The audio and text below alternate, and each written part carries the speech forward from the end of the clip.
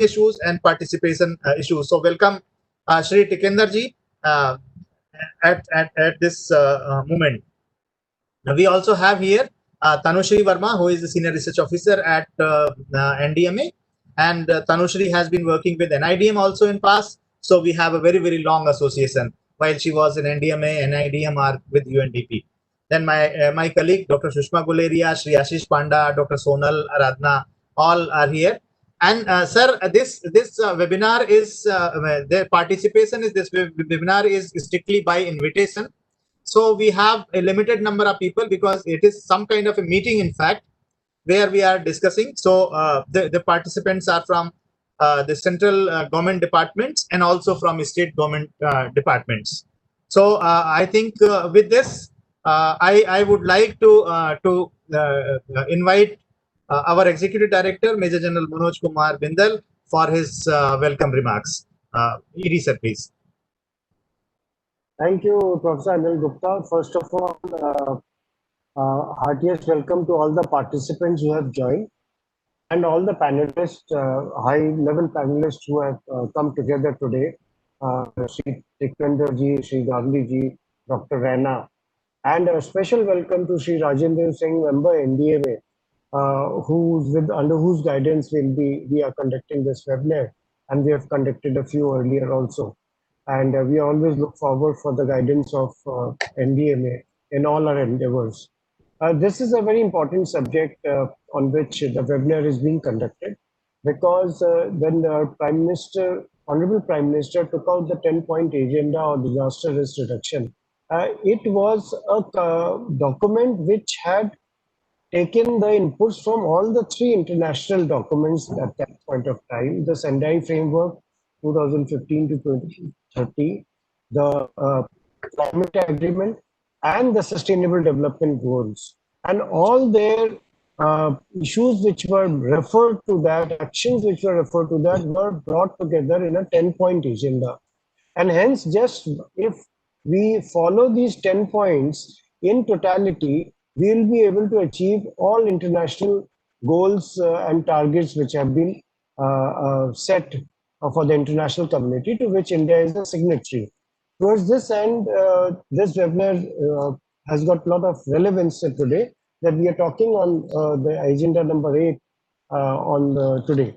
And we are all aware that India, due to its unique geoclimatic conditions and ecological and socio-economic vulnerabilities, is prone to multiple disasters, which include earthquake, landslide, cyclones, floods, drought, and many others like avalanche and others. Frequency and severity of these disasters have been increasing over the years.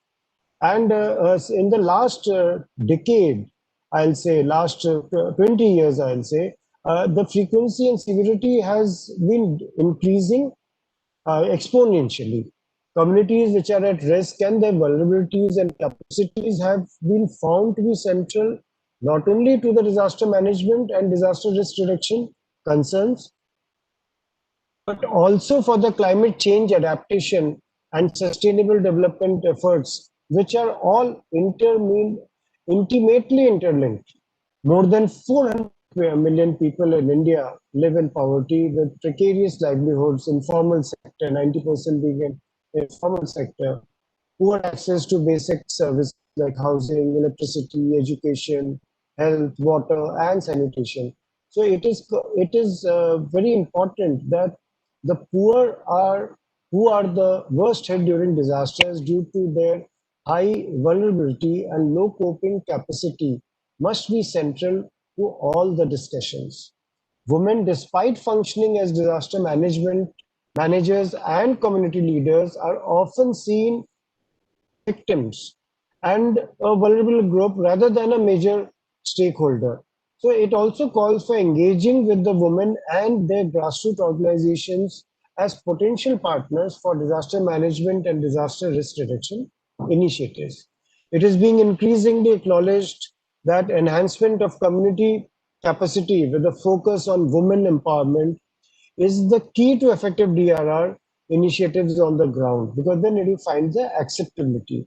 Large scale destruction of infrastructure assets resources, and services due to disasters and their uneven spread and impact pose a veritable threat to the sustainable and equitable development and have significant implications for the growth and equity in a country. As per available studies, economic losses due to disasters in the South Asian region in general and in India in particular is very high, fairly high. And there is emerging evidence to the effect that more poor people are being pushed further into poverty due to loss of assets and livelihoods as a result of disasters. So livelihood continuity, business continuity also needs to be looked into at all stages. So this goes to suggest that disasters have huge social and economic costs to the country, and therefore investing in capacity development at the national level is likely to contribute substantially to safer development by considerably reducing the disaster-related losses and costs in the country.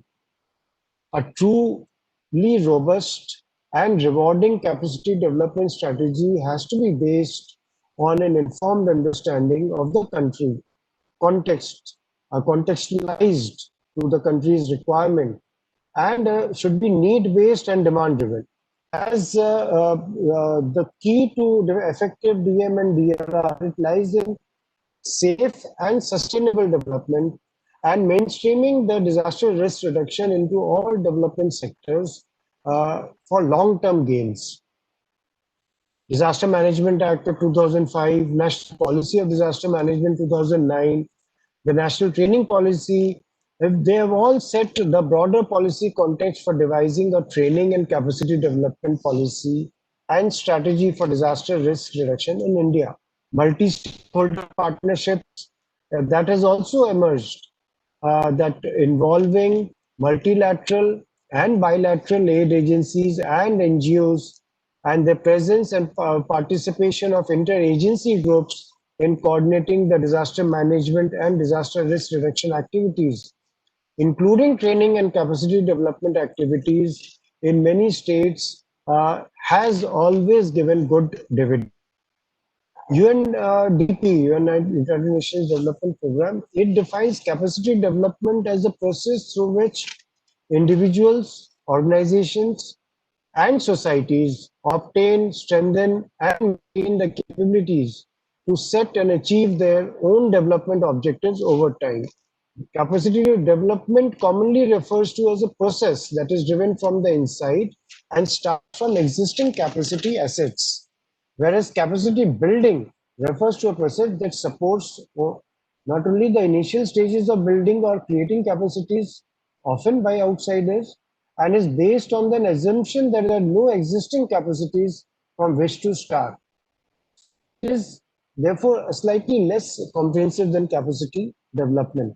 Developing sustainable disaster risk reduction capacities at national and local level have some principles and assumptions that they follow. Like, for example, it has to be locally generated, owned and sustained capacity is locally generated, and owned and sustained capacity is essential to the success of any such enterprise.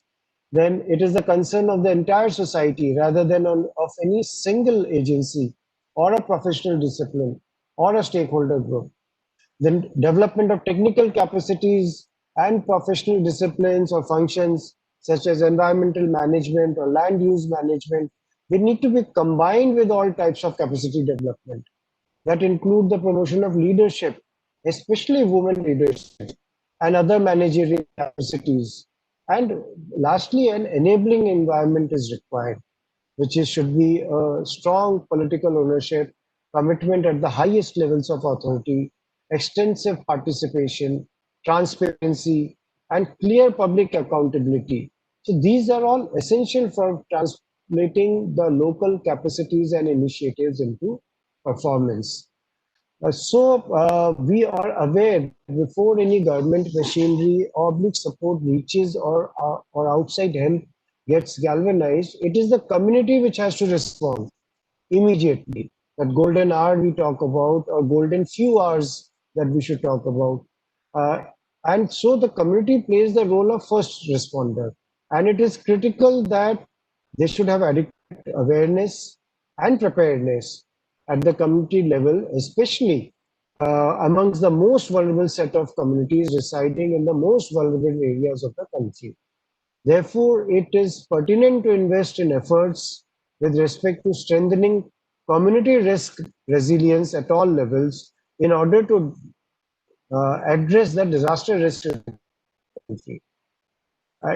Government of India has recognized that a better prepared community is key to effective disaster risk reduction and has been striving to take the agenda forward to strengthen community risk resilience in the country. The government stands committed towards strengthening efforts of capacity building in disaster management. The task at hand, with its various diverse and manifold dimensions, which entails cooperation, collaboration amongst all relevant stakeholders. So today we have got together to discuss this important aspect of build on local capacity and initiative. And I once again welcome all the participants who have joined and the esteemed panelists who will be speaking, and we are very keen to hear them because they will give us the ground perspective of this issue. And I once again welcome everyone, including and special welcome to member NDMA, Shri Rajendra Singh. Thank you so much. For today's discussion. Now it is our honor to request the chief guest of today's webinar, Shri Rajendra Singh Ji, for his inaugural address. Sir, please. Sir, you are, yeah, all right. Major General Manoj Bindal, ED, NIDM, Professor Anil Gupta, all the distinguished panelists, fellow research faculty members of NIDM, good afternoon to everybody.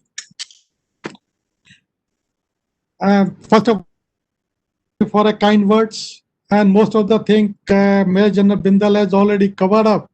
So I will delete in my presentations and what my speech, I will delete the portion which he has already spoken.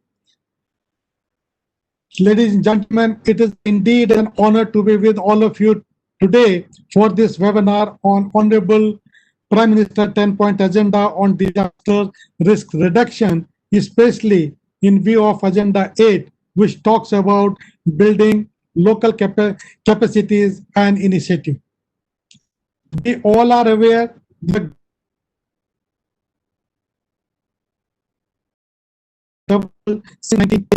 although the number of deaths from disaster is decreasing, the economic loss is on the rise year after year. And practice therefore require knowledge for informed decision making and coordinated actions. Over the last few decades, leading global and national framework have paved way for institutionalizations of people's participation in managing disaster at local level. The 2030 Agenda for Sustainable Development is a global transformative plan of action. India is a signatory to the plan along with 192 countries to implement SDG, that is Sustainable Development Goals. Various goals under the SDG promote integrations of DRR into the development planning and process. 6 of the total 17 goals emphasize on reducing social and environmental vulnerabilities of people at local level.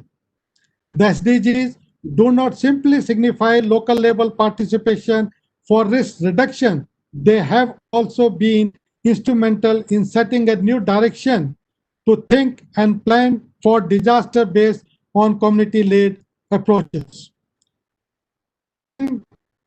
Forward the legacy of higher framework of action 2005-2015, which emphasized upon building the resilience of nations and communities to disaster. The Sendai framework 2015-2030 marks a definitive evolution towards comprehensive reduction of disaster risk and enhancement of disaster resilience.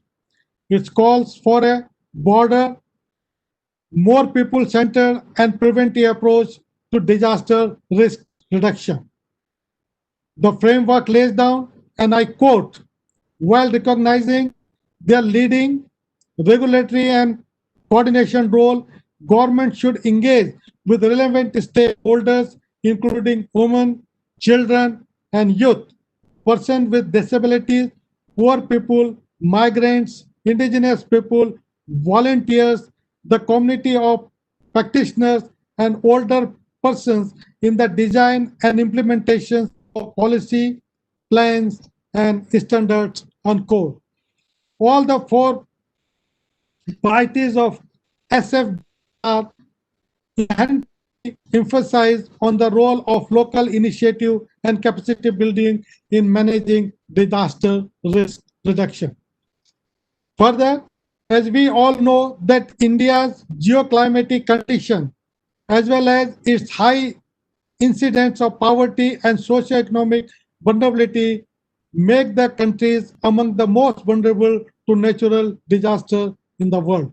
It is now well established that communities are at the first responder and bear the maximum brunt of any disaster event.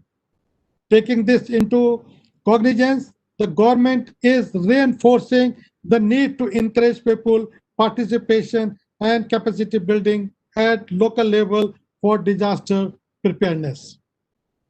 Presented at the Asian Ministerial Conference on the Disaster Risk Reduction 2016 in New Delhi, Prime Minister 10-point agenda also promotes people's involvement in DRR.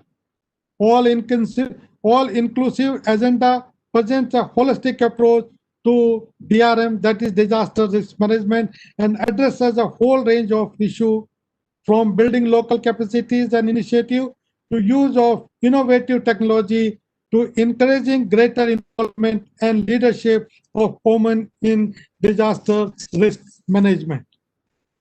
The Disaster Management Act 2005, which is an overarching legislation that governs the disaster management activity within the country, the Act recognized the need to mainstream local community center approaches in disaster management action in India.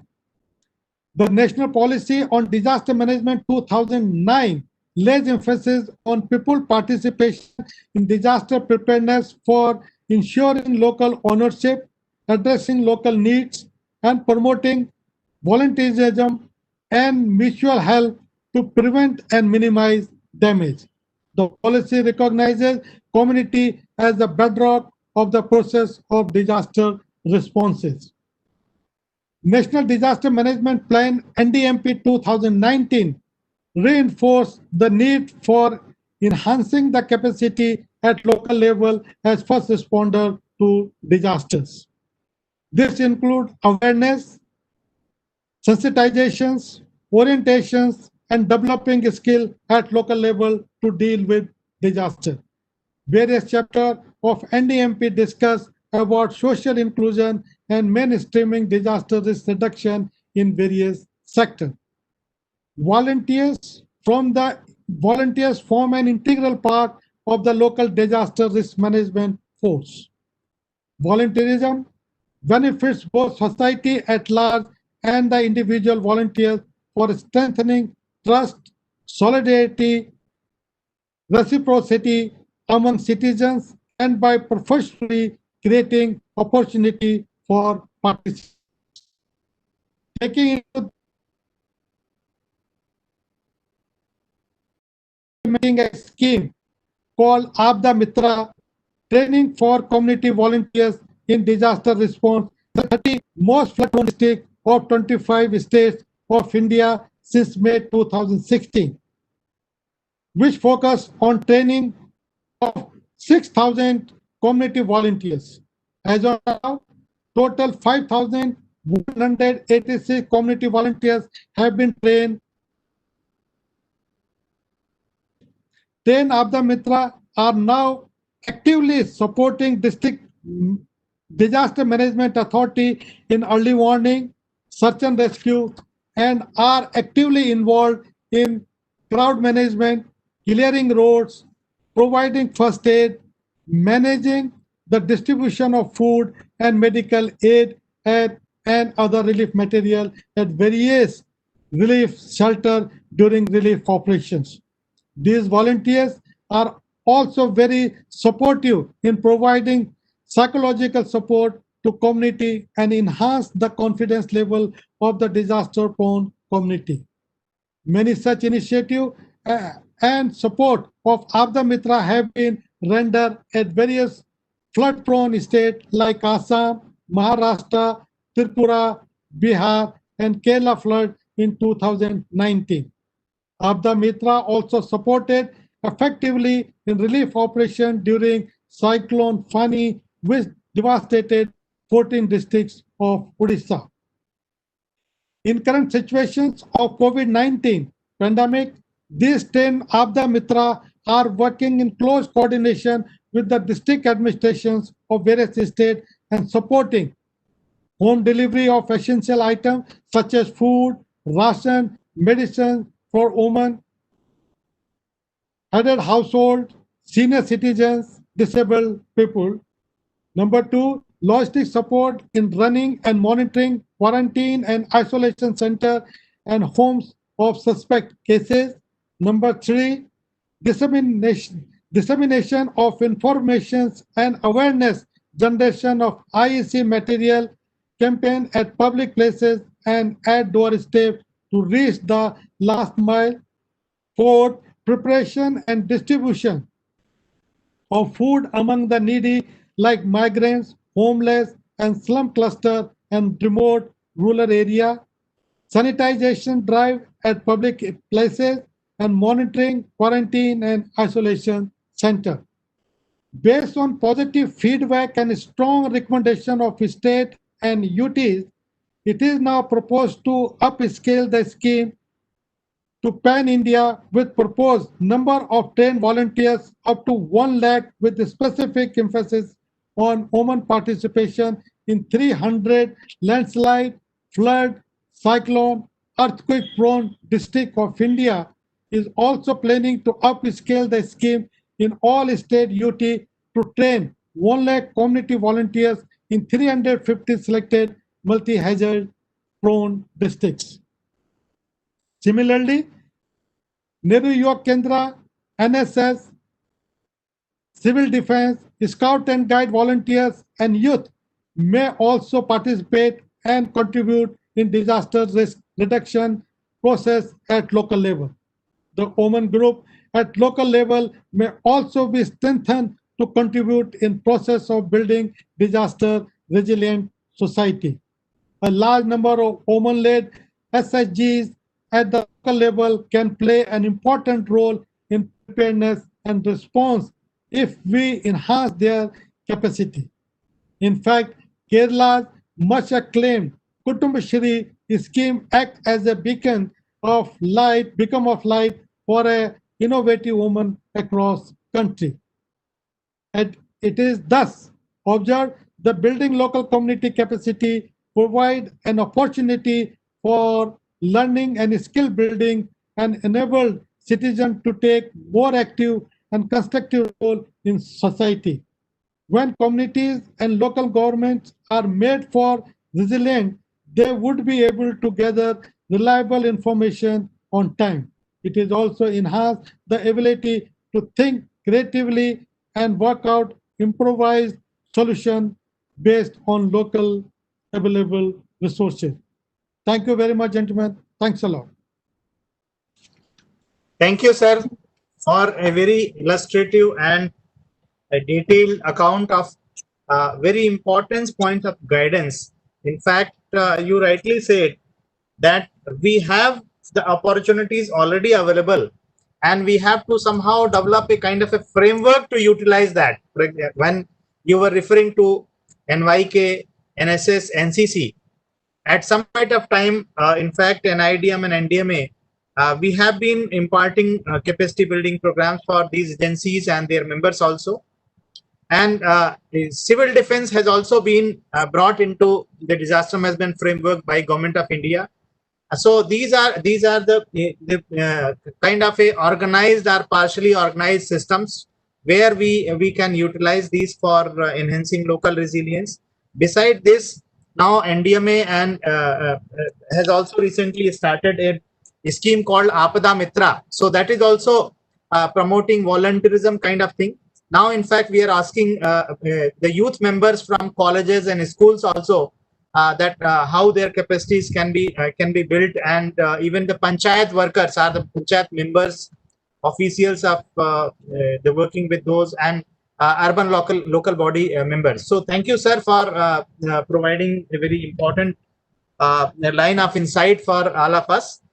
And now it is the time to listen to our distinguished panelists of the session. And for this, I would invite my colleague, Dr. Sushma Guleria, to please moderate the panel discussion. Dr. Sushma. Very good afternoon to everyone. Thank you, Anil sir. Thank you, ED sir and Rajendra Singh sir ji. I would like to take this opportunity to first invite our panelist, Professor Ravindra Gavli ji. Sir is professor and head with the Center for Natural Resource Management, Climate Change and Disaster Mitigation with the National Institute of Rural Development and Panchayati Raj. He organizes training programs, workshop seminars, and in the specialized area of natural resource management and conservation, watershed management, water pollution monitoring and assessment, climate change, geoinformatics. He has to his credit more than 20 international and about 17 to 20 national publications also. Welcome you, sir, and we request you to share your experience with all of us.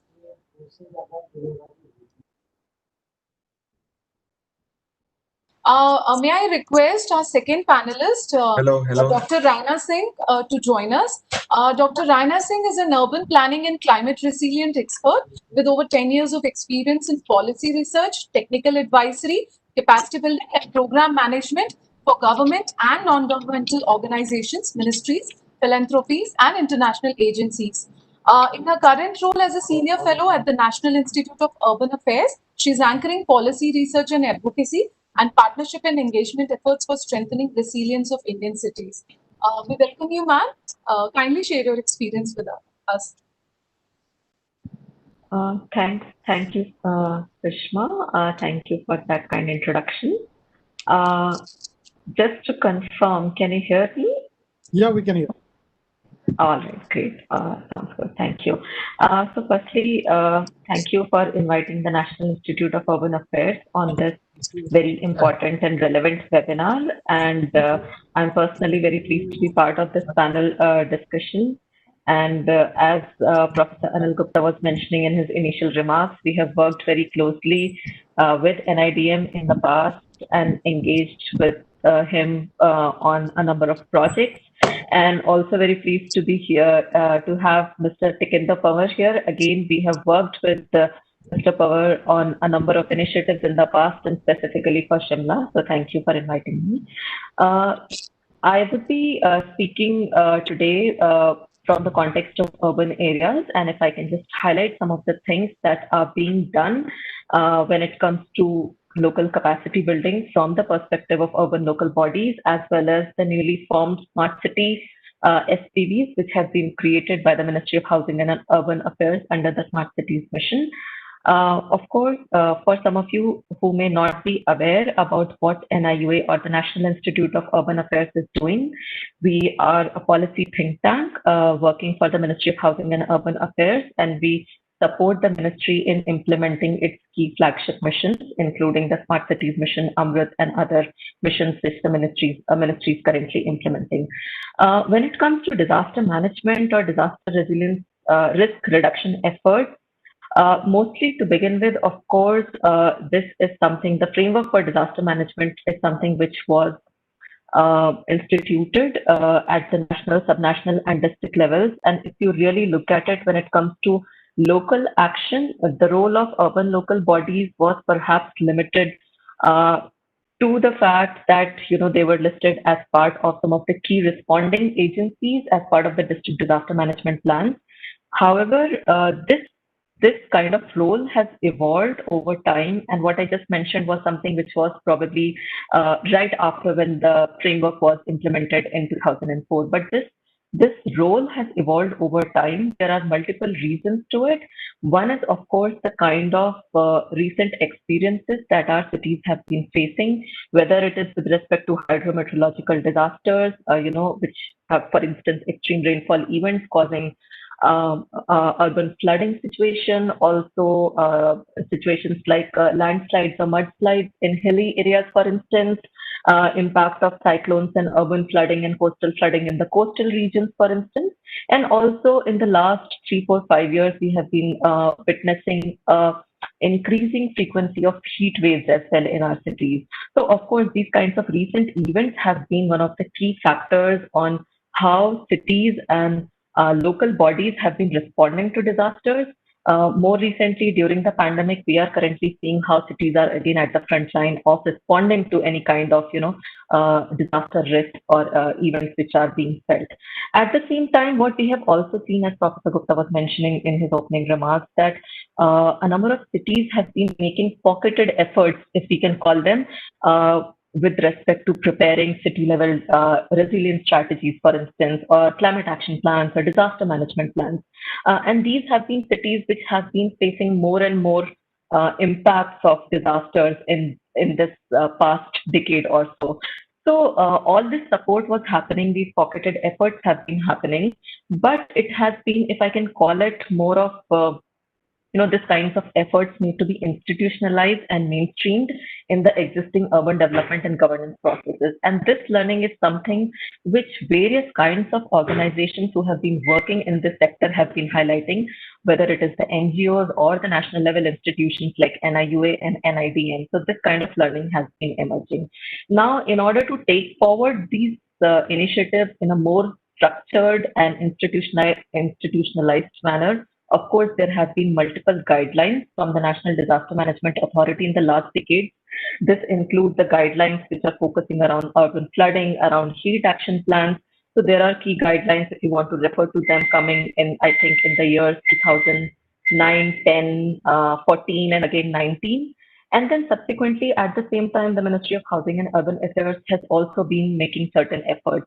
So some of the 3 key efforts which I can say in this direction, one of them has been the standard operating procedure on urban flooding. This is something which was released in 2017 and is very much based on the NDMA guidelines on the subject, which came out earlier before this. So this standard operational procedure on urban flooding was shared with 500 cities.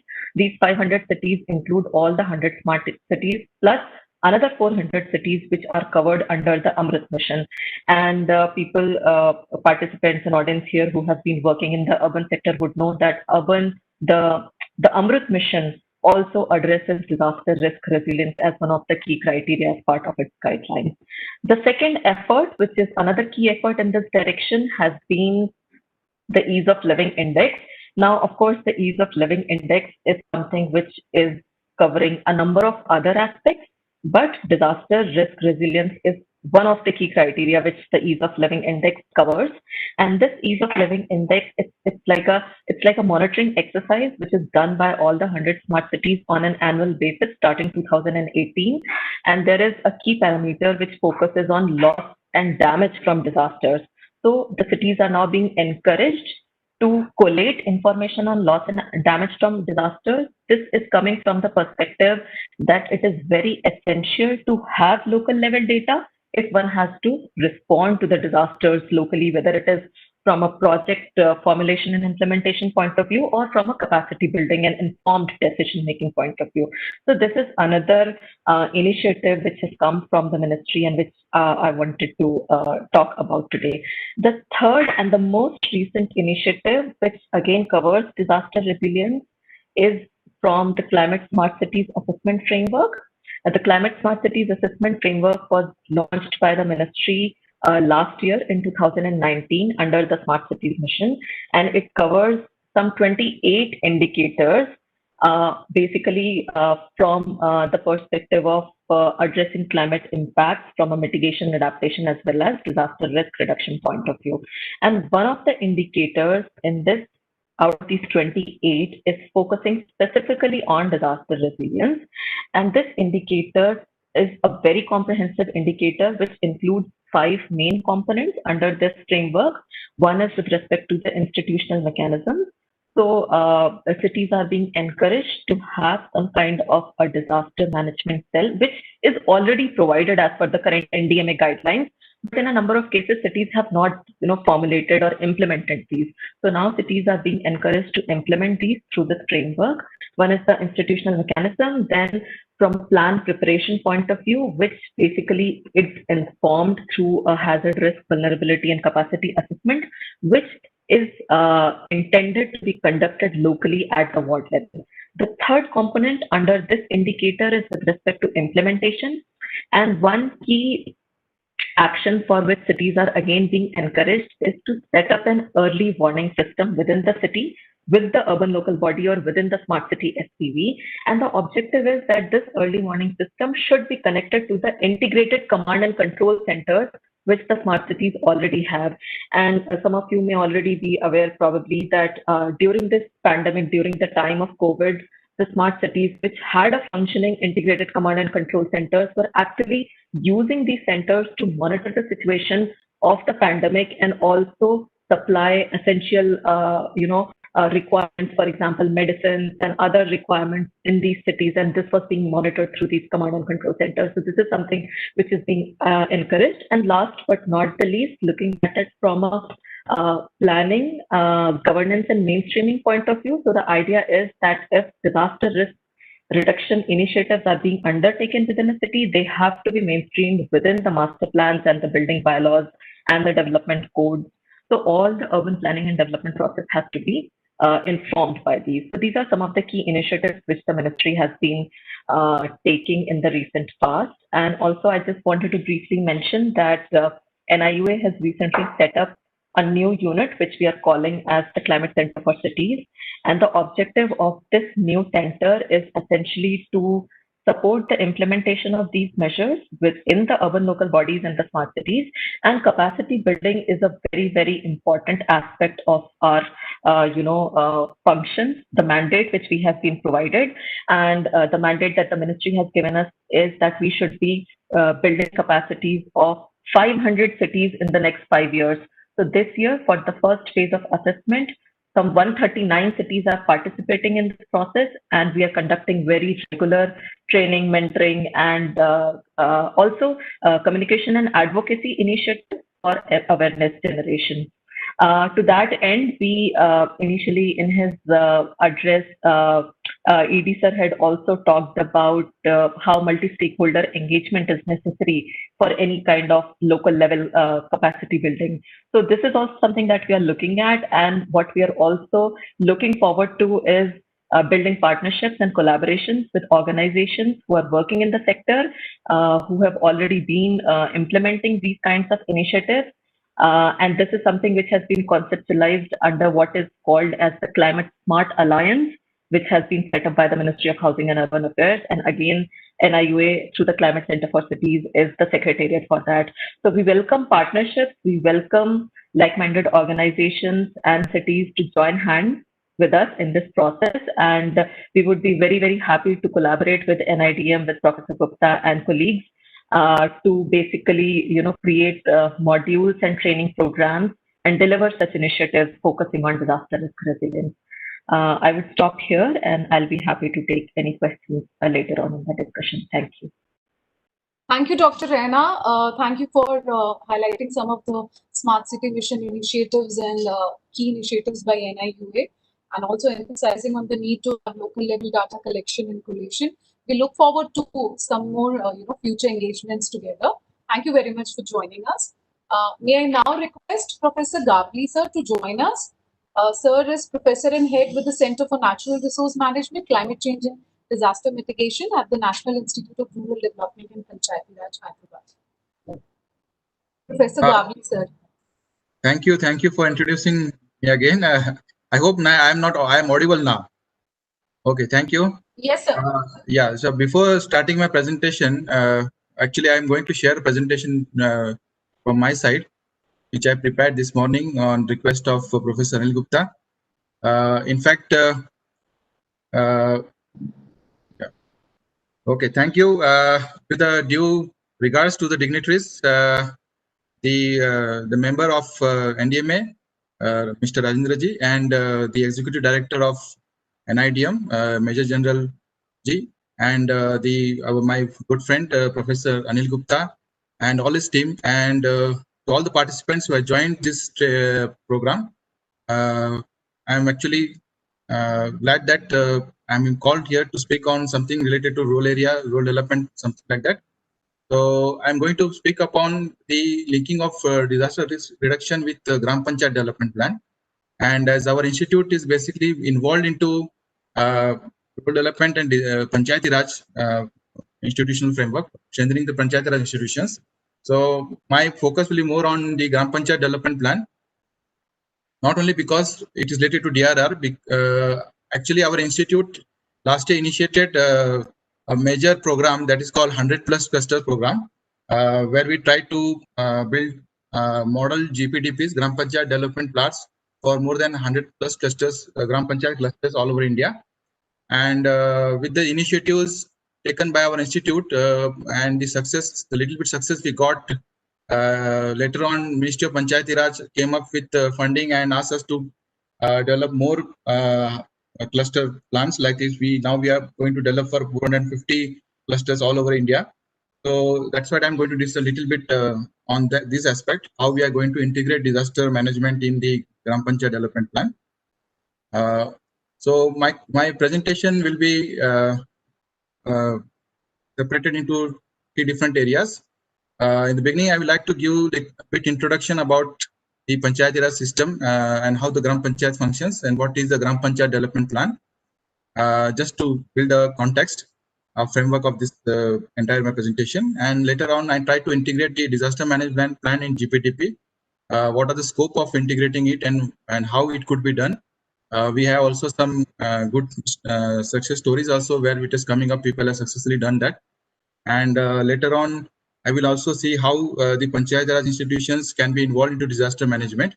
This is what I will, I'm discussing out. So before I begin about DRR and into GPDP, let's discuss what basically the Gran Sabha is basically. As you know that after as mentioned by Professor Anil Gupta, after the 73rd and 74th amendment to the Constitution, we are gone into a local self-governance system of Gram Panchayats all over India. So, so that means there are some delegations of powers it was given to the Gram Sabha, and Gram Sabha is the kind of is a grassroots level of institution where the planning should be done from the bottom-up approach. So basically, a Gram Sabha has little powers, some powers related to Panchayati Raj Act, especially related to approving of the plans. They approving the plans prepared for the Gram Panchayat development plan, then programs. They can also approve the annual budgets. They need to identify and select the beneficiaries for the different schemes of the government, and they should be also monitoring and the functioning of the village level institutions, which comes under the purview of Panchayati Raj systems. And also they should also undertake social audit. And this is something which is very good that at the grassroots level also we have a social audit system. As you know that apart from the Gram Panchayat development plan which is prepared, begin with there are different standing committees at Gram Panchayat we formed, and these committees are basically like Standing Committee for Finance, Standing Committee for Economic Development, Planning, and Standing Committee for Welfare, Social Justice, etc. I noted out here around 6 different standing committees at Gram Panchayat level. It depends on the states. Some of the states there is mandatory to have only 3 or 4 committees, and other states also have up to 6. Like it depends. It depends on the state to state level. What is the guidelines being given by the state governments? So when I talk about disaster management in many of the states, the Standing Committee for Economic Development and Planning and the Standing Committee for Health, Nutrition and Sanitation and Drinking Water deals the aspects related to disaster management. But some of the states like Kerala and Odisha, they have a separate standing committee for disaster management. Many panchayat have come up with a separate standing committee, and that's a very good gesture which is coming. A lot of people involvement have come up in those areas. So let's try to understand what is Gram Panchayat Development Plan. The GPTP is a comprehensive plan for Gram Panchayat to converge all the schemes and local needs.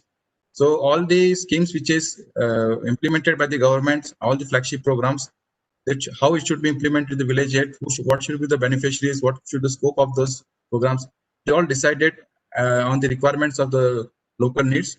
So this is what GPTP is, the plan basically. And the essence of GPTP is, it is based on local needs and it matches the resources of people's priorities and aspirations. And MOPR and different state governments issued different guidelines for preparing the GPTP along with the common guidelines. And the part which I would like to mention over here, that there are some GPTPs who have very good. We have got very good success during our that 100. But not all Gram Panchayat have come up prepare good development plans. The major success was achieved in the states like Chhattisgarh and Jharkhand, which were done very good, come up with model GPTP. Apart from the GPTP, the main GPTP, we have different sub-plans. So the Gram Panchayat also has to prepare different sub-plans under the GPTP. It depends on the activities which may not require some funding. It may be related to activities which are of public welfare, where the community mobilization and ownership cost is not involved. So such kind of activities can be taken up. Like for example, Swachhata, cleanliness, sanitation, school enrollment of dropouts, ensuring enrollment of pregnant women for institutional delivery, etc. Plantation, fossil forestry. These kind of activities which can be taken up under sub-plans. Here we are going. When you want to integrate disaster development plan, we also like to focus on preparation of this sub-plan. This disaster management plan can be developed as a separate sub-plans under the GPTP.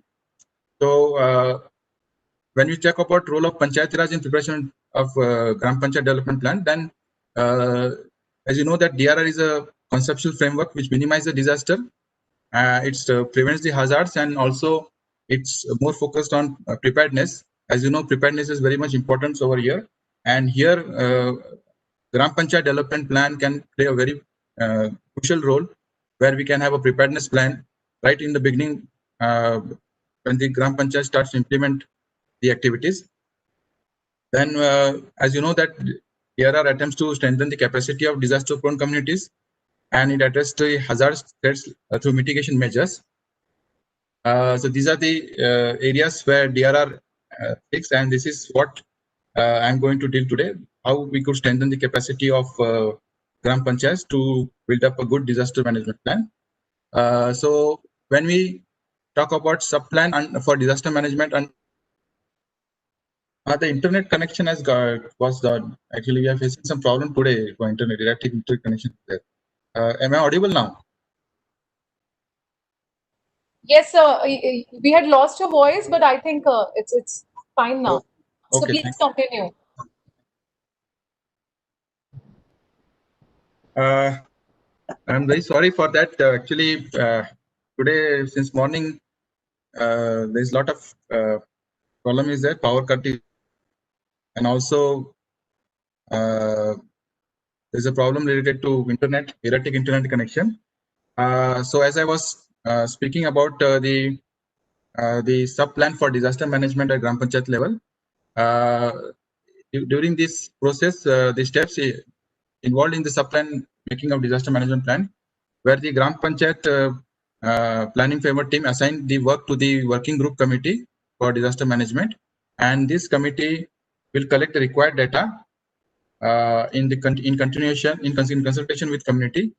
Then a set project timeline is given for that, and then resource planning. For resource planning, many of the resources can be pulled up through different flagship programs like OSR, SBM, MGNRS, CSR, etc. In this area, in the recent time, a lot of CSR funding and resources have been available for the Gram Panchayat. Many people have come forward with the CSR funding.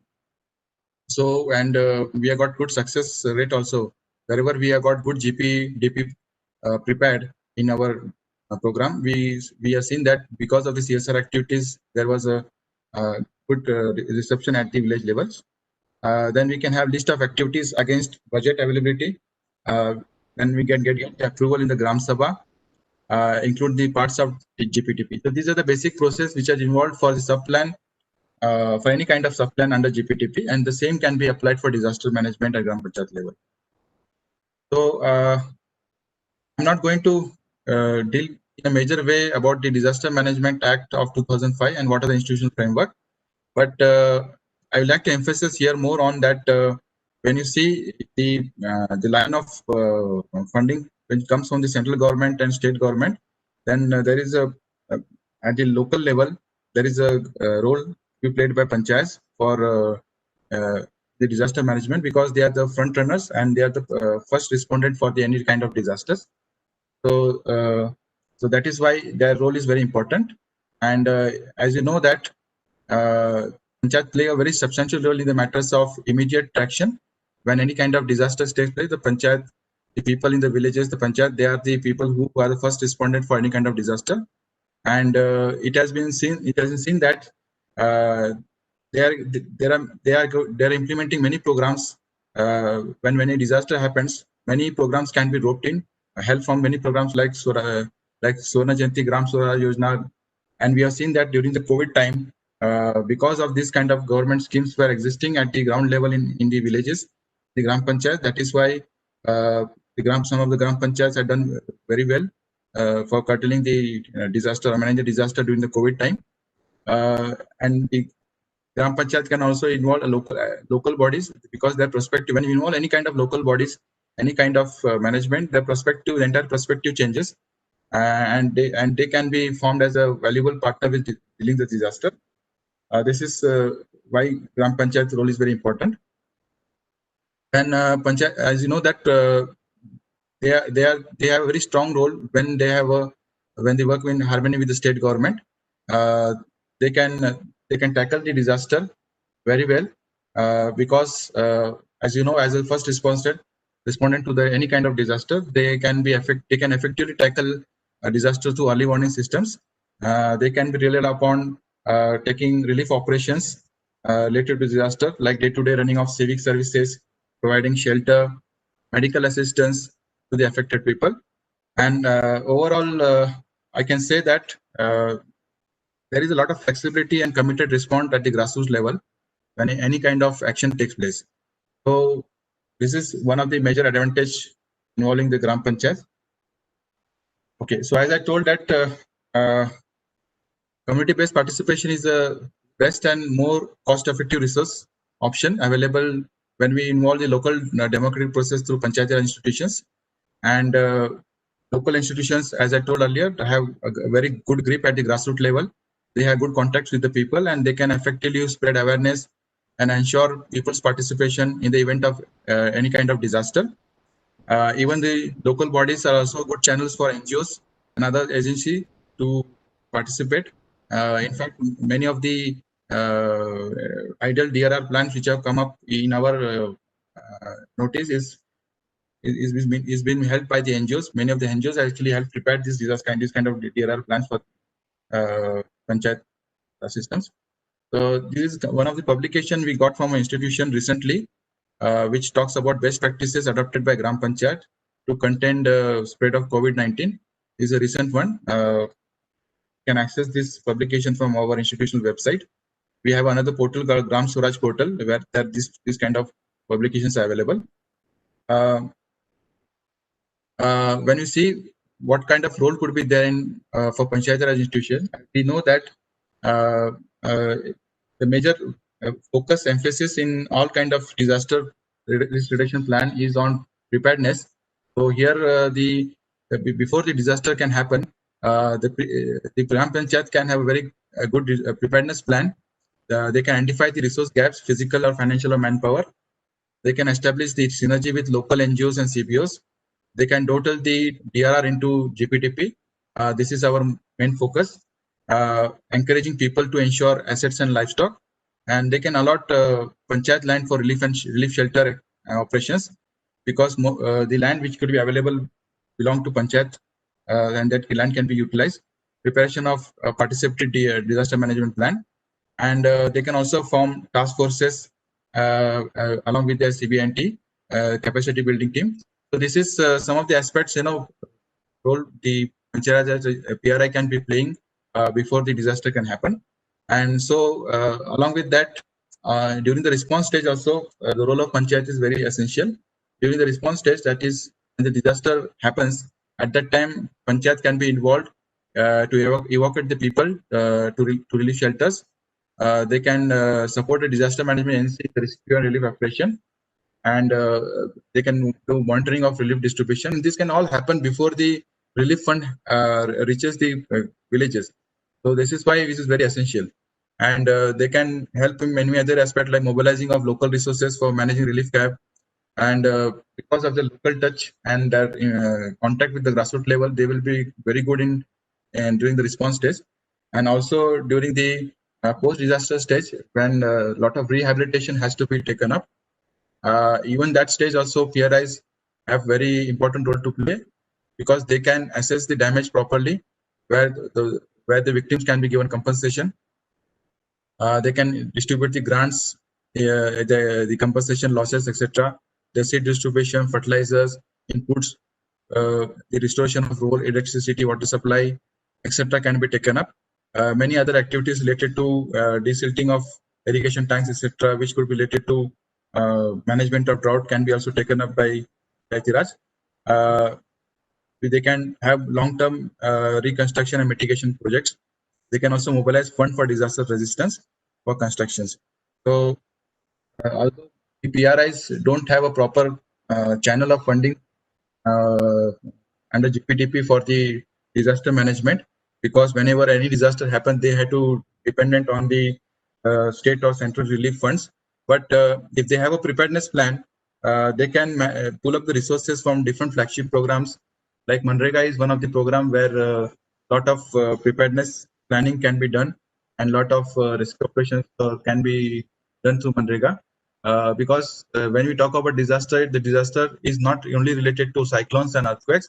Even we can have a disaster management risk reduction plan for drought mitigation, because as you know, around 68% of our country faces drought of severe capacity. So it is not only the coastal areas where the disaster management or risk reduction plan has to take up. Even in those areas, the rural areas in the Gram Panchayat, where this kind of natural disasters doesn't take place, they can go for planning related to climate change and drought proofing.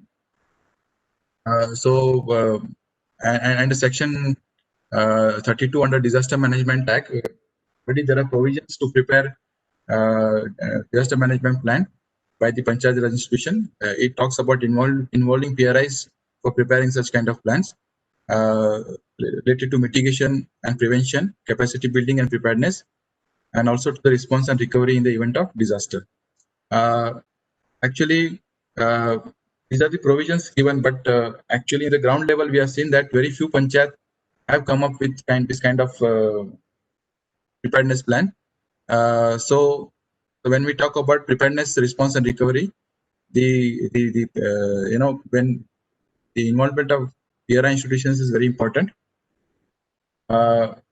Basically, when we do capacity building, or when we try to prepare any kind of PRR plan for the Gram Panchayat, there are basic things the PRI members need to give training, to be given training, and the capacity has to be enhanced and built.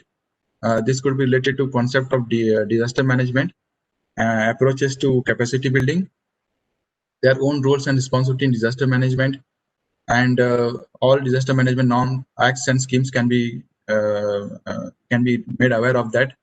And there are other things like convergence and linkages, how these resources can be pulled up from the different flagship programs and schemes, convergence mode.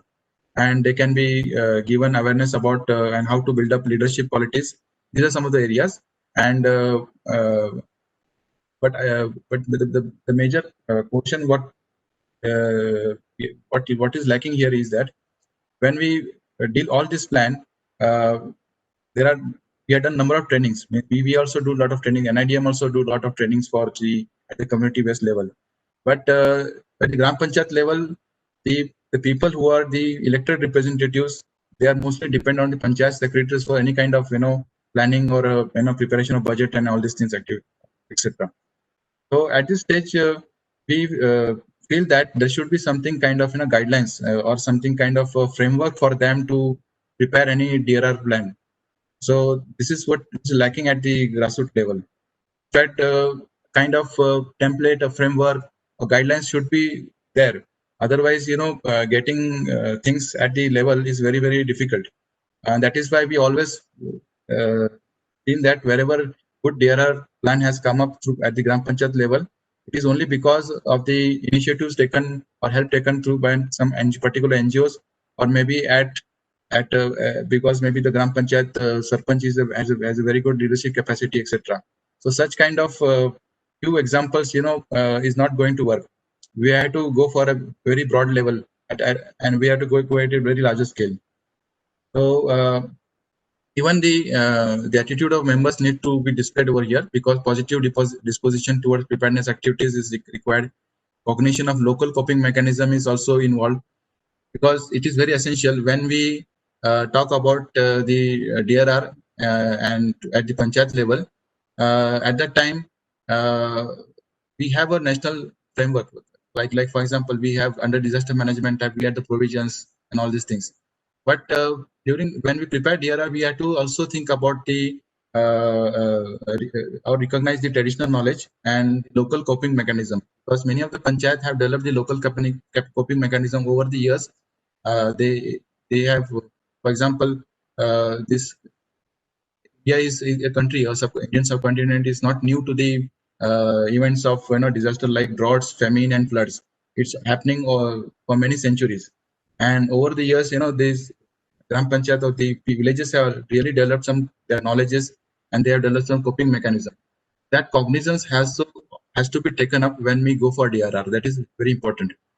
So even they should maintain the political neutrality, though no blame gaming and something like that not happen. Gender equity has to be given also priority in these areas.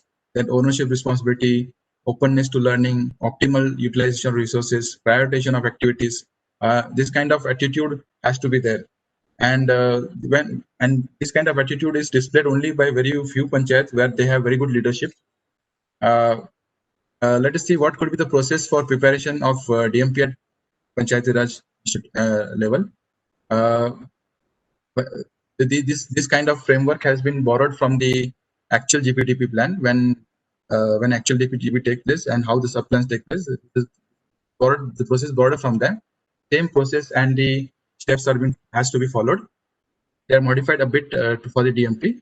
Like formation of disaster management committees should be there, and awareness generation should be there. Then situation analysis of village has to be taken up, and during the situation analysis of villages, we had to at that time we had to give recognition to the traditional knowledge and local coping mechanism, and we had to do hazard analysis, vulnerability analysis, risk analysis, resource analysis, then mitigation and preparedness. So these are the process generally should be involved in the any disaster management plan at the Gram Panchayat level.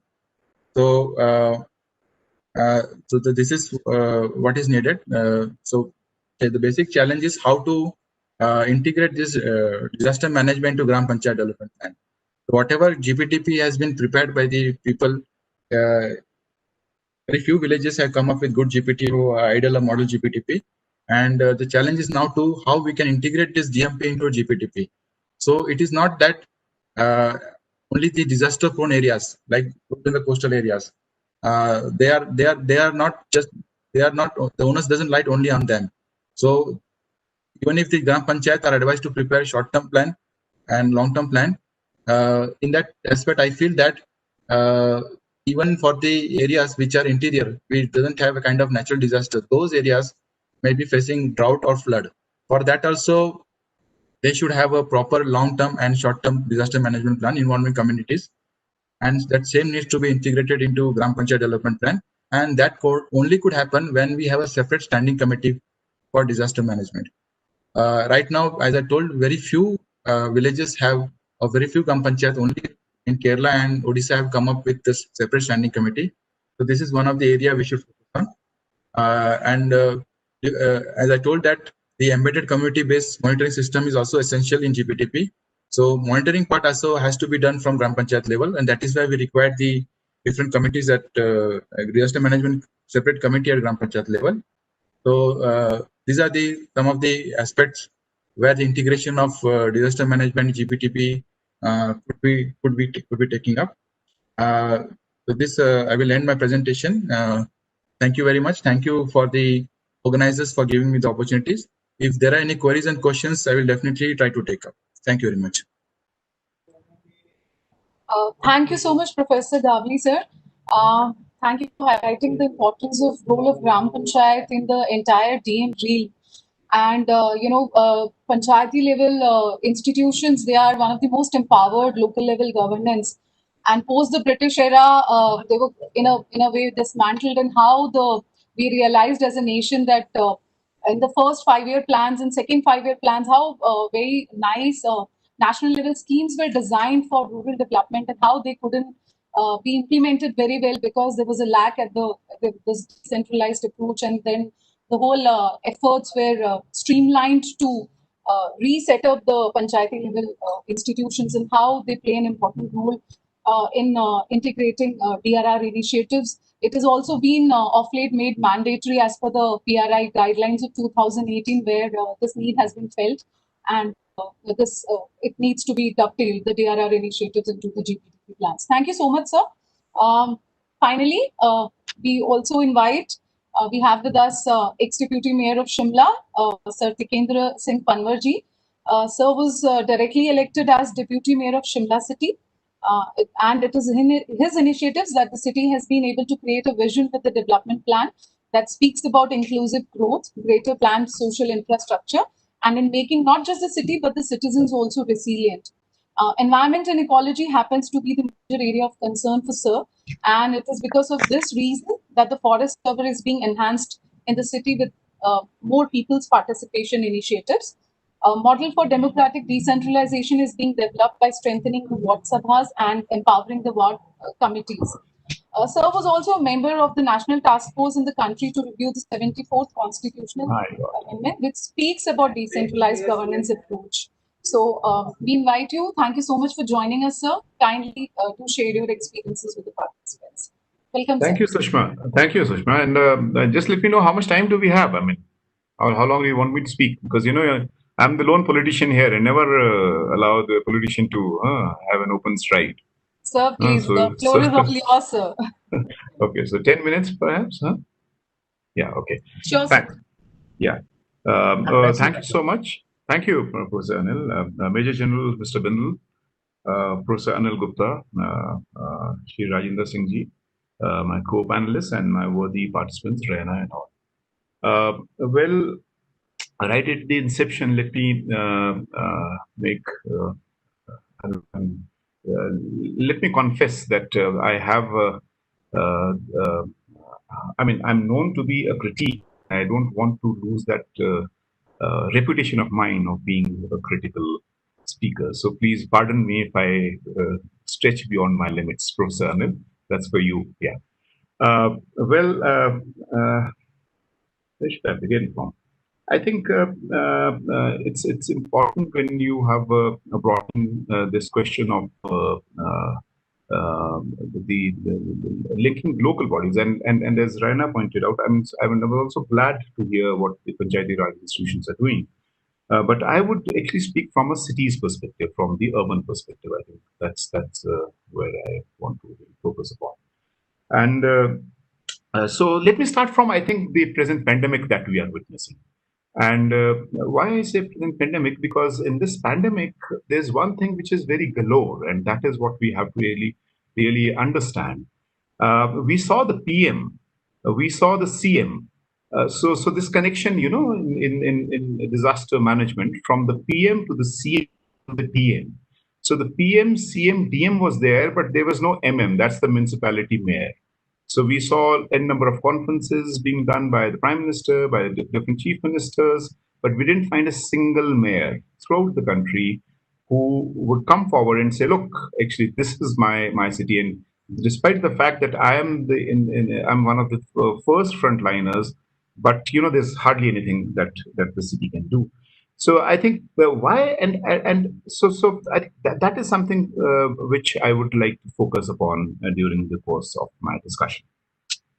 I think one of the reasons and one of the important interventions that we must do, I mean, because in the cities that we have been, and especially the cities that have been able to create some landmark as far as understanding their vulnerabilities, creating their atlases, is that once they create those atlases, who is the repository of that atlas? I mean, who actually takes it forward? I think I'll park it there, but then I'll come back to from where Major General Bindal started. I think this whole issue, and as you have rightly pointed out, sir, that this whole issue is linked to the larger goals of Sustainable Development Goals, what we discussed in COP21 in Paris, climate change talks, and which eventually led to our discussion in Quito for habitat for the urban habitat 3. And I think this pandemic has completely exposed the hollowness of the Sustainable Development Goals that we are talking about. Just imagine, Ren, I mean, you are a think tank for the government. Not even 24 hours are some of the vibrant cities of the country could hold our migrant population there. What is it that is happening? What is it that we are either we are missing, or there's something wrong with the way we are building our cities? So when I say with the way we are building our cities, I think I'll go back to Quito, where many of us were there, and where we spoke about the Sustainable Development Goals, the whole issue of bringing sustainability, bring inclusive cities, all those terms we used. And one of the core thing that John Claus, who was the executive director then, kept on reminding and kept on pointing, that's what I really want to focus here, is that this whole business of laissez-faire in cities. Now, when I say laissez-faire, is the whole trajectory of development that we are witnessing in cities. For the last 30 years, 35, 40 years, and I've been a real critic. Maybe perhaps there are many others who are real critiques. That the cities would be treated as entrepreneurs. So cities have to be competitive. So cities will attract investments. And in that trajectory, what we are missing is there is huge inequity that we have created within our cities, and that's why some of our 100 RCs, though 100 resilient cities that used to boast of. I mean, I used to hear their resilient officers coming up and saying, "Look, this is what we've done. This is how we mapped the cities." But not even 24 hours they were able to hold back their population when the lockdown was announced. So I think going back to, the whole point is that this business as usual cannot continue. I think that's my basic point. I mean, if we think that the way our predecessors were doing, the way we were building our cities 10 years or 15 years ago, we'll continue with the same dictum. I think I would be the last one now to accept such a dictum, for the simple reason, because when I speak about, because the Sustainable Development Goals speak about many things, but one of the important elements is the huge inequity that has got created. One of the reasons why this huge inequity that has got created is because of the abdication of the responsibility of our statutory institutions, for example, the municipal government or the municipal governance, from some of the basic utilities that they were supposed to provide. And this has created, we have that Oxfam report. I don't want to go into those details. That the assets. Why couldn't we hold back people? Because they don't have the capacity. In Simla, we created the City Resilience Index. We measured the vulnerability. It was the Hazard Vulnerability Risk Assessment. You name some, and what was not in Simla. But one of the things that kept on pointing is that the huge inequity that is getting developing in the cities. If we don't do something strong and something robust in days to come, I think these cities will not sustain for long. So the 10% asset holders and at the top and at the bottom in rural India, if that gap is 500 times, in urban it is 50,000 times. How do you address, Professor Anil, such a situation? I mean, how do we understand such a vulnerability? I mean, what do we do? So I think so what John Claus was saying, we have to go back to the basics. We have to revisit the whole process of planning. For whom are the cities being planned? Is it planned for higher digital data capitalist form of digitalization? That of course we require digital framework, digital platforms in the cities. But I think I'll park it there. So that's one point that I wanted to flag initially. And I think the second part is about this whole question of why this strong alienation that is taking place in the urban centers. I can find, I mean, the alienation is not that sharp in the rural India, probably because because they have some assets that they control, B, also because they are more linked to the integral participation process that happens in the Panchayati Raj. But look at the way how we are planning our cities. I mean, the entire planning process is completely alienating our people. And for that matter, also alienating the entire ideas and plan that we incorporate in the disaster management plan. Take, for example, Simla. I mean, let me come to a concrete example. In Simla, we were able to create a city development, CDMA, the City Disaster Management Plan of Action, which was quite integrated. And, under the CDMA, and Professor Anil is aware of the fact that we were even able to map our vulnerabilities at the ward level. And there's very interesting acronym that we created in Himachal called Buare. I mean, I don't know how many of you are from the mountains, but in mountains, Buare means community participation for tilling the land, for harvest and all that stuff. So Buare meant actually building urban adaptation for resilience in emergencies. And it was a fantastic document, not one. Take, for example, City Resilience Index. It's a fantastic document. HVRA. I mean, so all these documents are there. But when it came to the ratification of the CDMA, as I told you, the CDMA is not ratified. So the mayor doesn't take a call. Who takes the call? The call is taken by the district magistrate. So actually, this entire process of intervening, because when the disaster strikes, you can understand cities becoming actually adjuncts of the performance, or maybe acting, say, for sanitizing houses or sanitizing certain places. But that's not the role. I mean, that's not a sustainable role if we have to actually intervene into and ensure that the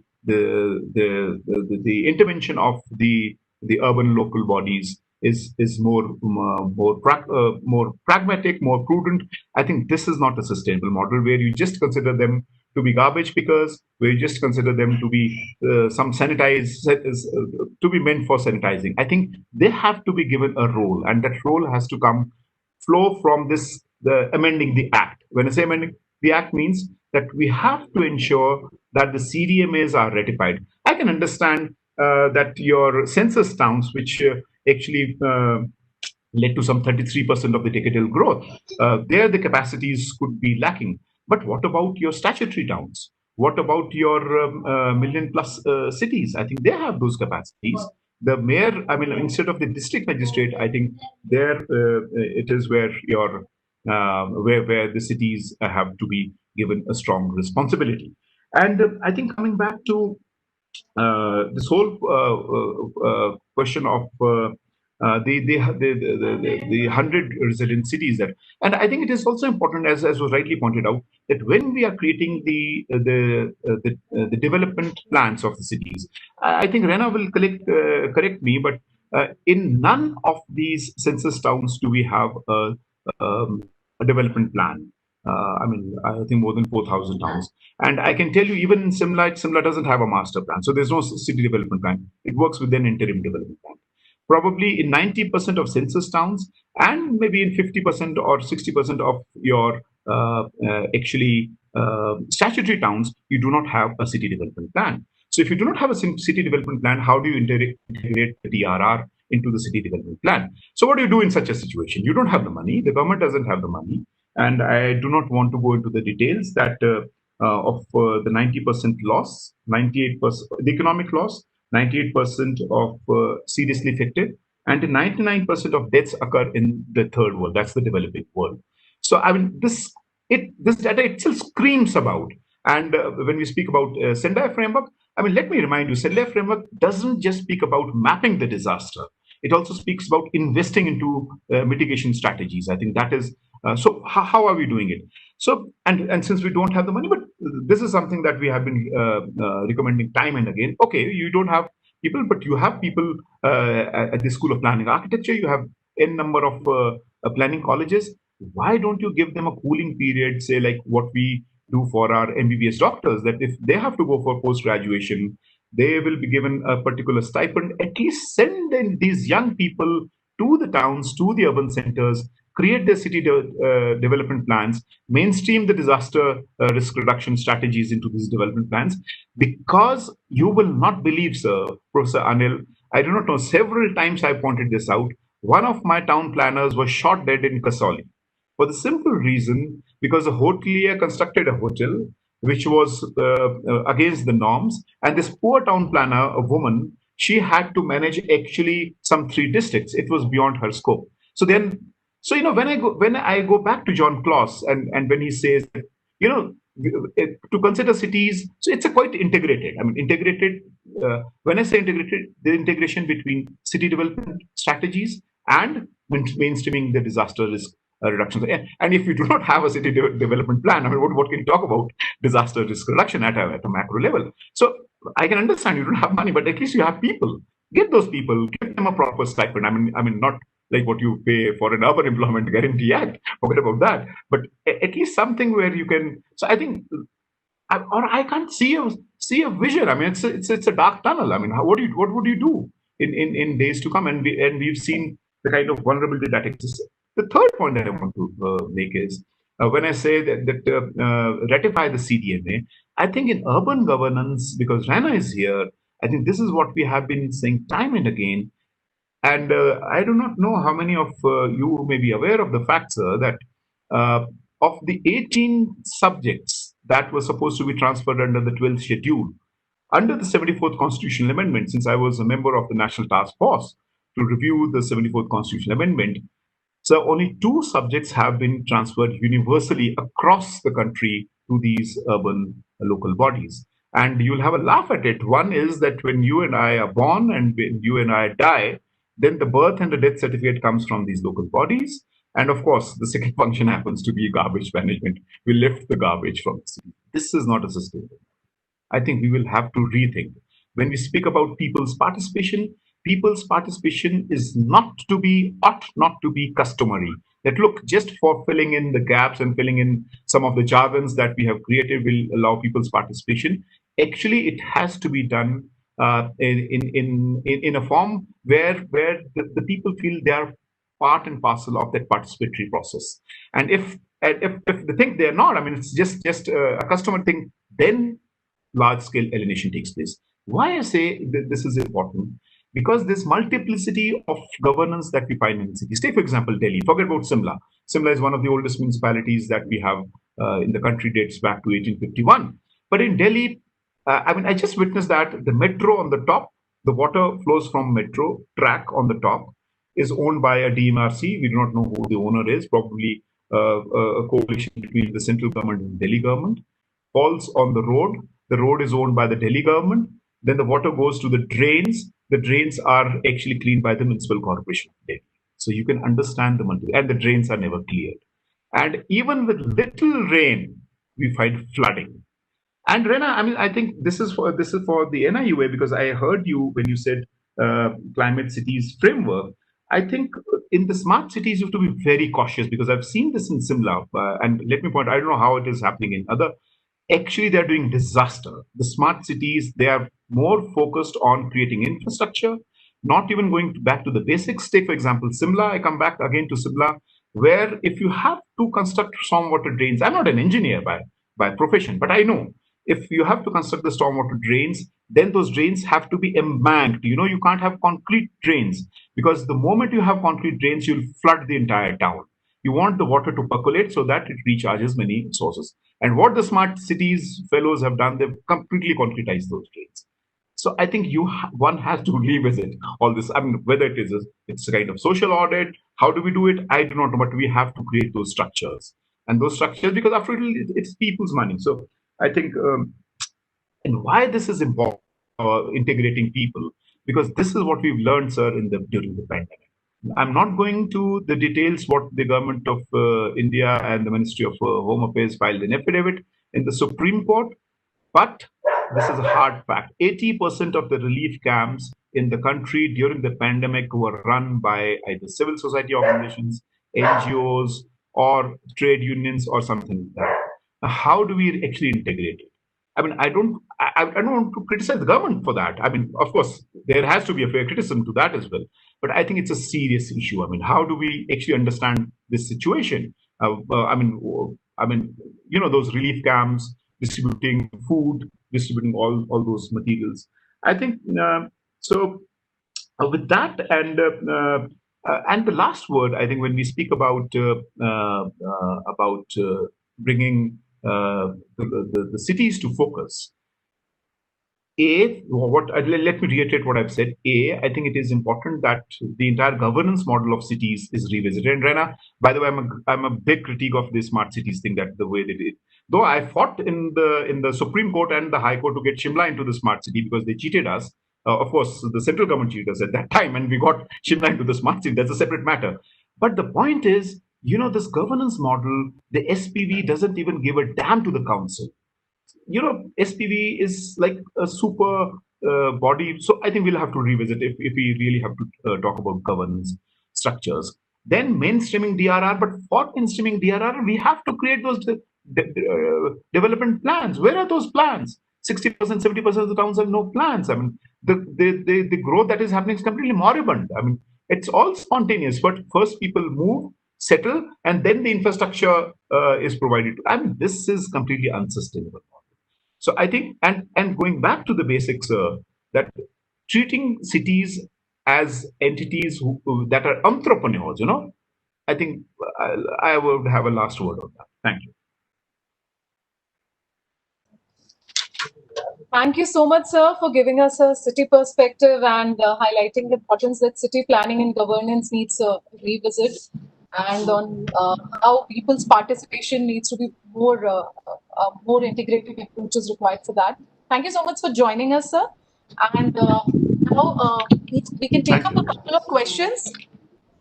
Any questions from the participants? You can raise your hand. I think there are some observations which are mentioned in the chat box. There's a question for Professor Gavli. Sir, a participant wants to know if, he says that most of the members at the PRI levels are not sensitized about implications of disasters. So how do you see their arrangements with district levels and state levels institutions? Well, it's true that this situation is there, but the onus of making awareness to the Gram Panchayat level lies on the state disaster management authorities. So they have been doing a lot of capacity building in this regard. Maybe not all states, but many of the states where recurrent disasters are occurring, they have successfully done capacity building. Of course, those another aspect is to attach to is that these representatives which are there in Panchayat, they are elected for 5 years, and again every 5 years the changes takes place. So regular capacity building is required at this level. In fact, we also do capacity building from our side on time to time in this regard. Thank you. Thank you so much, sir. We have a couple of observations in the chat box, which we will take up at in our key takeaways also. So maybe some few highlights that we have from this particular webinar have been, there have been a few challenges have been highlighted, like there's insufficient understanding and appreciation of DRR specific capacity development needs. Inadequate and insufficient availability of resources are also found at the local levels. Lack of standardized evaluation indicators and lack of general awareness and knowledge of risk drivers and stakeholders, DRR roles, mostly including at the local levels. Lack of understanding of existing legal instruments as well. There's a need for imperative need for integrating disaster management plan with the Gram Panchayat plans. Even it has been now made mandatory as per the 2018 guidelines also. Convergence can be a key for national, state, and local level synergies in their actions and initiatives. Maybe a template guidelines can be are desired at the PRI levels for better preparedness in terms of disaster management plannings. Documenting some success stories for local self-governance systems can also be crucial. Culling some of the best practices from important treaties and then integrating them with achieving the DRR goals can be made mandatory. SAGs can play important roles at local levels if their capacities are enhanced. Building local capacity is important for skill and resilience building as well. And there's also a need to invest in sustainable strategies, and urban local body initiatives needs to be institutionalized as they are also key responding agencies.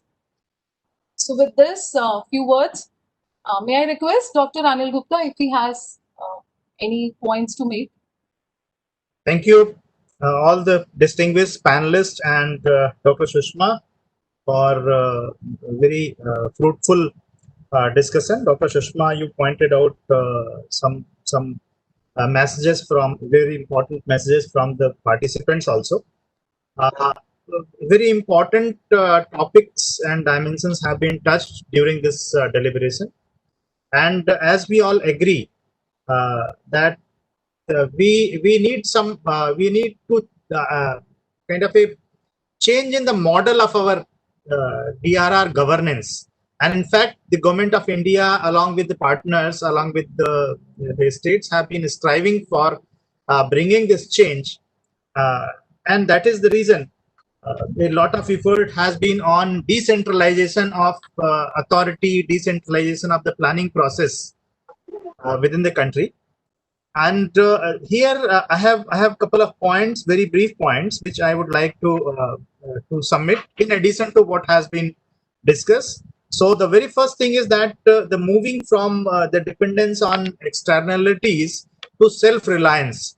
So a new model where as on now we for each and everything we are looking at the federal government or we are looking at the state government. So rather, if we move and think that most of the things are managed, most of the things are looked at the local level. So what will be that model and what are the kind of a minor fine tuning required? Then within urban systems, we have been talking about the urban planning scale. But within urban planning scale, if we take a small examples also, so probably we will point out that even the role of resident welfare associations are the housing societies. So I think from earthquake point of view, urban flooding point of view, and even this the coronavirus pandemic, we have seen that because these are the organized and semi-organized kind of settings. So can we think of utilizing these opportunities? So these things. Then a very important dimension, Mr. Tikender is here, and we have been discussing, Raina also we have been discussing in the past, that we discuss about urban planning and we discuss about rural planning. But there is something in between that we call it peri-urban system. And peri-urban bears the brunt of both the side, but it is the place of labor market, it is the place of waste treatment, it is the place of waste segregation.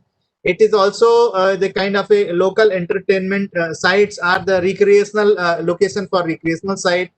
It is the supplier of the local vegetables and all these kind of things, and a lot of slum encompassing the workforce and even the grain market. These mandis are also located most of the time in these areas. So when we talk of local, we cannot leave the issues of peri-urban ecosystems also, because India's peri-urban is entirely different about the peri-urban that we can see in the other countries like France or US or any other country. So this is thing. Then these days we have also started discussing, and that impetus is being considered important, is that how we integrate disaster resilience into the business continuity strategies or business continuity management. So we cannot leave aside these business units because as Mr. Tikender was also mentioning, that urban, or if we move little on the outskirts, then it is the business, maybe the different sizes of the businesses, or the industries, organized and unorganized entrepreneurship. So how we integrate DRR into these business mechanisms also, or entrepreneurships also. So there is also a need to integrate this into the business impact assessment modules. Then a recent opportunity that has emerged, as many of us must be aware, that recently Government of India has decided and have communicated to all the district administration that under the Environmental Protection Act 1986, now all the districts are asked to prepare a district environmental action plan. So that is an opportunity, because when we talk of disaster management plan, that lot of things which are mentioned about the mitigation and prevention plan. So there is a lot of opportunity of convergence, and so there is a need to have synergy. Those things should not go in different dimensions. So that is then another point I just wanted to flag here, that many of the projects under CSR, many of the industries usually they adopt some village or some communities. So those are also the good examples as the pilot sites for local adaptation or local DRR, for showcasing that if we select some location, and can we think of developing as a model that can then be replicated or something like that. And some of the big corporates have taken this kind of initiatives. So that is also an opportunity that appears to us. And the last point is the Prime Minister's clarion call for this vocal for local and the Atmanirbhar Bharat. So can we look into these mechanisms, because directly or indirectly it is reflecting on the local self-reliance. So certainly there is a policy environment, but how to operationalize that requires more in-depth work. And so I thought that I share these a few points for consideration of all those who are working on these dimensions. Thank you, and over to Dr. Sushma. Thank you so much, sir. Now we are at the end of the webinar, so may I request Dr. Sonal Bindal to give away a formal vote of thanks. Thank you so much, ma'am. A disaster wipes out the gains achieved in decades of development in the affected areas. Locally generated, owned, and sustained capacity is essential to the success of DRR enterprise. The development of DRR capacity is the concern of an entire society rather than of a single agency, professional discipline, or a stakeholder group. I would like to take the opportunity to share the vote of thanks to our honorable member, Sri Rajendra Singh sir, for joining us and sharing the immense knowledge and vision which can help us in building capacity at national, state, district, and local level. Dr. Sonal, may I interrupt you? Dr. Sonal? Yes, Dr. sir. Sonal, actually we missed the opportunity to have the closing remarks from our chief guest and ED sir. So before I request the Rajan Singh sir, a brief remarks from ED sir, and then the closing remarks from honorable member. Thank you, Professor. You have already said a lot of things. Thank you very much. It is a time limit. Please, there is not an issue. Thank you very much. We'll meet sometime other. Yes. Okay. Rajendra sir, thank you so much for being with us throughout the webinar and listening to us. And I'm sure the large number of suggestions that came and the problems that were posed by, especially in city development plan and urban areas, and also the hilly regions, has been taken note by you, and with your important position that you are holding, these will find a place so that these are addressed holistically, because I agree with them that the policy makers and the executioners, the connect is missing at some places at the local level, and the multidisciplinary approach, interdisciplinary approach, multi-stakeholder engagement is very, very important. And unless that is done, the acceptability by the local community will not be there. And if the acceptability is not there, then no plan will be successful. Like example right now, pandemic. Till such time, people in the initial stages, they were told to wear masks, wash their hands, use disinfectants, not to touch their nose and other areas, social distancing. It took a lot of time for the message to get finally go home. And then now we find a lot of people taking precautions because they have realized that to control this pandemic, it is an individual responsibility and it is a collective responsibility, and no one agency, especially the government, cannot do it without the support of each and every one of us. So all planning needs to be participatory and it should take on board all the stakeholders without missing out on anyone. And especially in cities where there are large number of agencies working in the same area for various different functions, there has been found it has been found that they are working in silos, and hence that coherence of any development project is not there. We have seen cyclone risk mitigation shelters coming up without a lightning conductor because two departments were not talking to each other. Now there is a drive to fit lightning conductor on those shelters. It should have been part of the whole process. So at every place, multi-stakeholder engagement has come out very loud and clear in today's webinar. And that is the only way to build the local capacities and gain acceptance by the local community as well as the governments. So with this, I will thank once again all the esteemed panelists and the participants who have joined. And a special thanks to you, sir, for being with us. Thank you.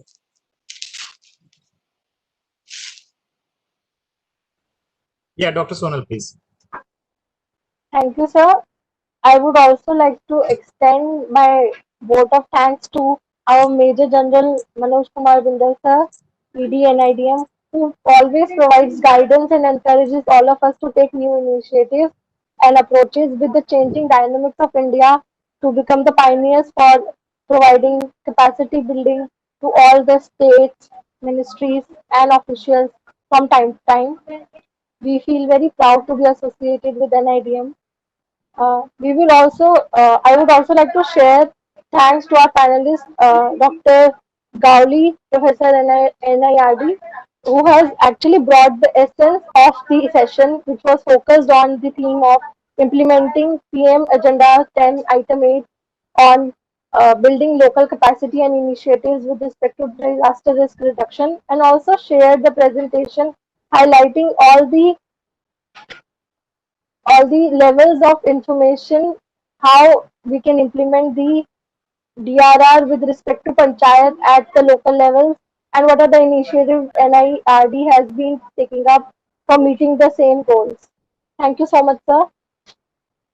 I would also like to thank you, Shri Tikendra, sir, for critically examining and sharing the loopholes as well as the gaps which can be filled in the next coming years under the PM agenda's guidance of item 8.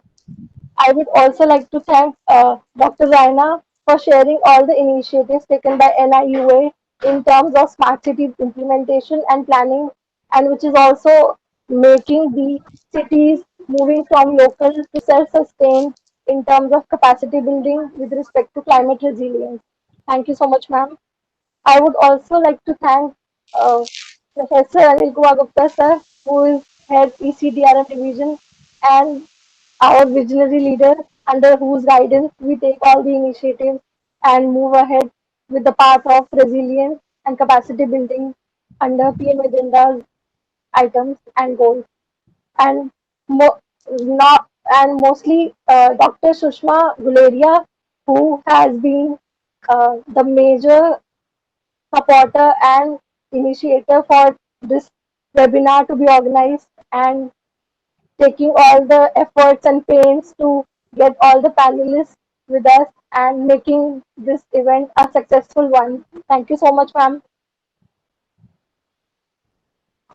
Thank you, one and all. Thank you, all the team of NIDM, all the team of NDMA and all the dignitaries and all the panelists and all the participants for joining and making this a success. Thank you very much.